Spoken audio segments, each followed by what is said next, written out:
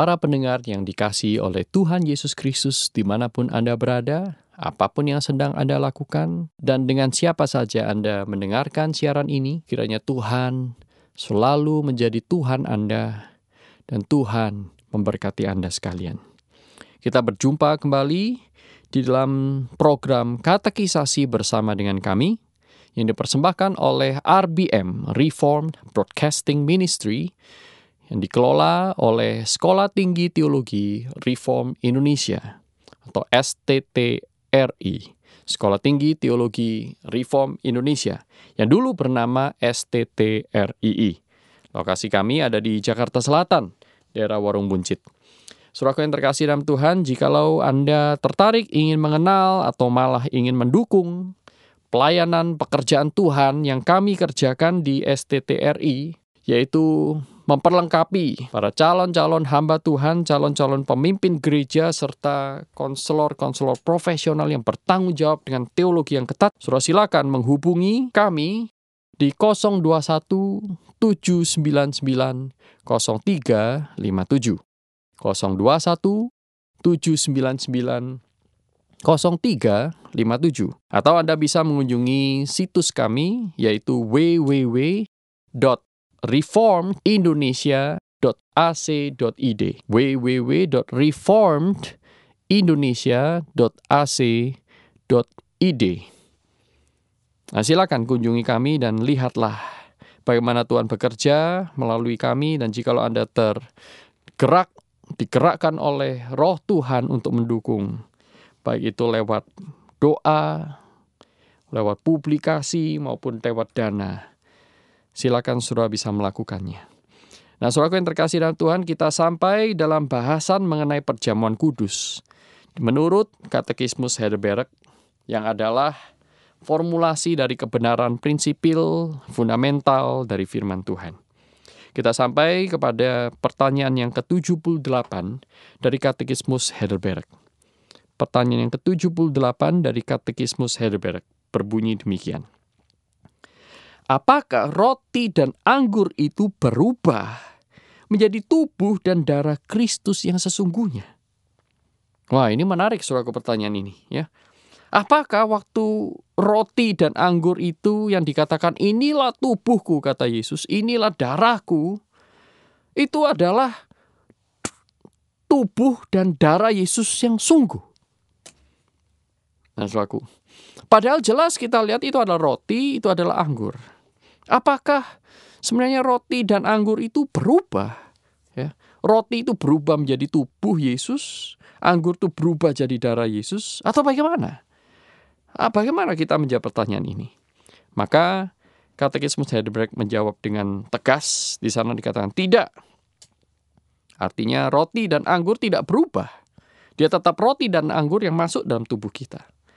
Nah, sebagaimana air dalam baptisan itu tidak diubah menjadi darah Kristus dan tidak menjadi pembasuh dari dosa-dosa kita, tetapi hanya merupakan tanda, ya, signs and seals, ya, tanda dan jaminan dari Allah.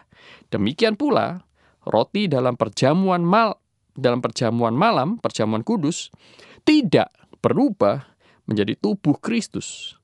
Meskipun sesuai dengan sifat sakramen-sakramen, roti itu disebut tubuh Yesus Kristus. Nah, saudara-saudara, bayangkan di dalam Alkitab itu ketika Tuhan Yesus berkata dan memecah-mecahkan roti kepada para muridnya, tubuh Yesus masih ada di sana. Dan roti itu tidak berubah menjadi tubuh Yesus, sehingga setelah perjamuan makan pun, katakanlah, tubuh Yesus tidak berkurang beratnya. Darahnya juga tidak berkurang, Tuhan Yesus tidak langsung menjadi anemia, kekurangan darah. Hal ini menunjukkan bahwa yang dimaksud Yesus dengan tubuh dan darah, ya, melalui roti dan anggur, itu adalah mempunyai makna yang simbolis. bukan tubuh yang sesungguhnya, bukan darah yang sesungguhnya. Dan hal ini dikuatkan lagi oleh Katekismus Heidelberg dengan argumen sakramen baptisan. Nah, saudaraku, kedua-duanya baik baptisan maupun perjamuan kudus adalah sakramen. Nah, sakramen ini adalah tanda dan jaminan. Nah, kalau di dalam sakramen baptisan, ya, air itu tidak berubah menjadi darah. Demikian pula ketika Kristus itu dibaptiskan oleh Yohanes, air tidak berubah menjadi darah. Bukan hanya karena Kristus memang tidak berdosa, maka air itu tidak berubah menjadi darah. Ketika murid-murid membaptis orang lain pun, ya, misalnya pembaptisan Cornelius dan sekeluarganya, atau pembaptisan dicatat di dalam Alkitab, di dalam Injil yang dilakukan oleh Yohanes, air tidak pernah berubah menjadi darah. Tetapi ketika orang memberikan dirinya dibaptis, di atas kepalanya itu dicurahkan air, bisa selam, bisa percik, itu tidak terlalu masalah. Tapi air itu menyimbolkan tentang pertobatan. Kehendak seseorang yang datang untuk dibaptis itu menunjukkan bahwa dia rela bertobat dan dibersihkan oleh Allah sendiri. Dosa-dosanya dibersihkan dan disimbolkan dengan air. Seperti air itu membasuh tubuh dan membersihkan, maka jiwa kita juga dibersihkan, roh kita disucikan dari dosa-dosa oleh Tuhan sendiri. Demikian pula, saudaraku, kalau itu berlaku dalam sakramen baptisan, maka hal yang sama juga berlaku dalam sakramen perjamuan kudus. Jadi roti dan anggur itu tidak berubah menjadi tubuh dan darah Kristus, tetapi dia mempunyai makna bahwa kita menerima Kristus sepenuhnya. Maka saudaraku, di pertanyaan selanjutnya, pertanyaan nomor 79 dari Katekismus Heidelberg. Nah, kalau begitu, kalau tidak berubah menjadi roti, tidak berubah menjadi tubuh, anggur tidak berubah menjadi darah Kristus, kalau begitu, mengapa Kristus menyebut roti itu tubuhnya dan minuman dalam cawan itu darahnya? Mengapa? Atau perjanjian baru dalam darahnya? Dan mengapa Paulus menyebutnya persekutuan dengan tubuh dan darah Kristus? Kalau makanan atau roti dan anggur itu tidak menjadi tubuh dan darah Kristus.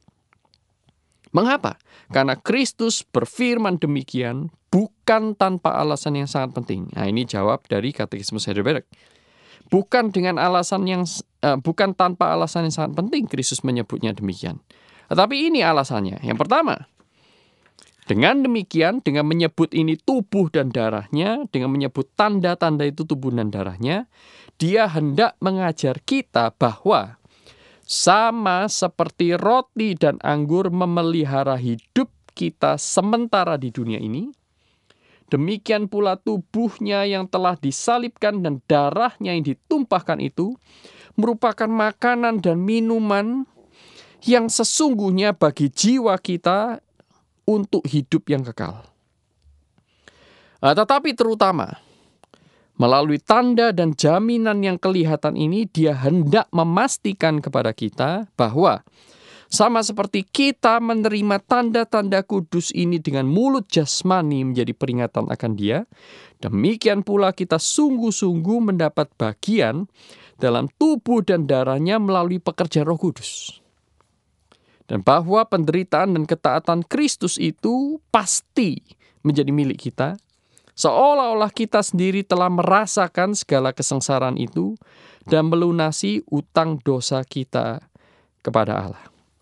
Nah, saudaraku, jadi di sini kembali menegaskan poin sebelumnya, yaitu bahwa Allah ingin supaya kita itu keluar dari masalah-masalah yang hanya indrawi ini. Mempunyai mata iman yang melihat jauh. Termasuk dalam hal ini, saudaraku, ketika kita sama dengan kita percaya dengan hal yang fisik, maka Tuhan ingin kita juga percaya dalam hal yang rohani. Nah, kata sama dengan ini sering dipakai karena ini memang artinya simbolik, saudaraku. Arti simboliknya seperti itu. Yaitu maksud saya seperti ini. Sama seperti kita itu mengecap hal-hal yang fisik dengan fisik kita, yaitu kita mengecap roti dan anggur itu dengan mulut, lidah kita dan semua sensasinya, sepasti itu pula, maka kita itu beriman bahwa kita juga mengecap dan merasakan pengampunan dan kebaikan Tuhan di dalam hidup kita. Nah, di sana ada kata sama dengan. Sama dengan kita itu merasakan dengan indera, demikian pula kita merasakan dengan roh kita. Sama dengan kita melihat roti dan anggur itu, maka sama dengan itu pula kita melihat kasih Allah melalui roh kita. Nah, saudaraku yang terkasih dalam Tuhan, nah baru dengan cara beginilah, baru dengan konsep pemikiran seperti inilah, kita itu bisa mendapatkan manfaat yang besar sebagaimana Tuhan berikan kepada kita melalui tanda ini. Saudaraku, akan menjadi tidak berguna jikalau kita itu akhirnya kembali ke dalam konsep yang lama, ya, bersifat mistis, ya. Bersifat mistis, yaitu dengan berpikir bahwa roti inilah sebenarnya yang menjadi berkat buat kita, bukan yang disimbolkan. Anggur inilah yang sebenarnya memberikan kepada saya kekuatan spiritual dan bukan Kristus yang disimbolkan oleh simbol itu. Sehingga saudaraku, ada orang-orang tertentu yang dengan salah pengertian, mereka justru menyimpan roti itu, menyimpan anggur itu, hanya dimakan, diminum ketika mereka itu sakit dengan berpikiran bahwa kalau saya makan ini, maka saya akan sembuh. Waduh saudaraku, simbol itu dijadikan obat. Padahal Tuhan tidak pernah memerintahkan, bahkan memaksudkan bahwa simbol-simbol itu bisa atau Tuhan janjikan menjadi obat-obatan untuk penyakit fisik kita. Waduh, tidak pernah, saudaraku. Tetapi sebaliknya, melalui sikap yang benar ketika kita menerima simbol-simbol fisik materi itu, Tuhan ingin supaya kita itu exercise rohani kita untuk melihat segala sesuatu yang melampaui hal-hal yang terlihat. Yaitu melihat Kristus yang tidak terlihat. Melihat pengorbanannya yang tidak terlihat kasat mata saat ini. Melihat pengampunan yang Dia curahkan melalui darahnya. Yang kita hari ini tidak bisa lihat dengan mata kepala kita. Selain yang di film-film tentunya. Tapi itu kan bukan Yesus, itu hanya representasi. Nah, saudaraku, hanya dengan iman dan kuasa Roh Kuduslah saudara dan saya bisa melihat hal-hal yang tidak terlihat. Merasakan hal-hal yang tidak bisa ditangkap oleh indera. Nah, ini adalah pekerjaan Tuhan. Sehingga perjamuan kudus itu harus kita hadapi, kita responi juga secara rohani, saudara. Dengan sikap-sikap yang hormat. Ya, bukan secara mistis seperti yang ada dalam praktek-praktek perdukunan. Karena memang Kristus tidak memintanya. Kristus tidak menjanjikan hal-hal seperti itu.